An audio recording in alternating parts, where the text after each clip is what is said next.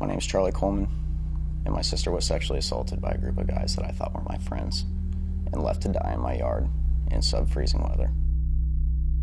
They were my teammates. I ate with them at lunch. I had classes with them 3 or 4 hours a day. They were close enough to me, they know they could have called me and I would have came and got her at 2 in the morning or whatever time.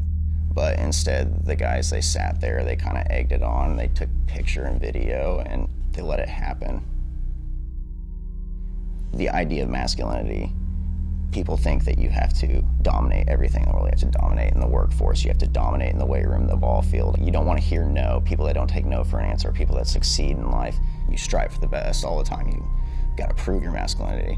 We see comments being made about women and saying, oh, it's just locker room talk, boys will be boys. That's accepting the culture as it is and allowing it to grow. I don't think being a bystander that doesn't do anything is okay. People think that's the right thing to do because when we were growing up, everybody had heard, mind your own business. We're not taught to step in and defend somebody who can't defend themselves. Even there are situations where girls are more open to their sexual life or something like that. Some people don't think twice about it because they're like, oh, well, she normally goes and sleeps around. When you categorize them, it doesn't mean that they want that just based on what they're wearing or what they've done with other people in the past. It doesn't matter who they are. They're a person. Everybody says no means no, but it goes a lot deeper than that and people don't realize it.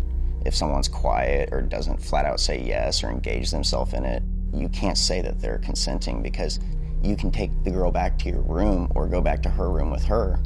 And if she wakes up the next day and that's not something she remembers or remembers consenting to or wanted, then you are very much part of the problem. If there's one thing in this world I think that young men need to learn to carry on through their lives is respect for another. Start by talking about, you have to respect this person. It's not about what she's wearing. If a kid comes home at 13 years old and talking with his friends about, oh my God, did you see her butt today in social studies? Or the volleyball team would go on their daily run past the field and they'd be like, oh my gosh, those spandex kind of thing. It's people talk like that. It's actually more disgusting than we see it as. And it happens all too often because we haven't been taught. It is up to the parents, the role models, the older brothers, the older sisters to start putting these ideas in kids' heads that this is not a thing that's okay.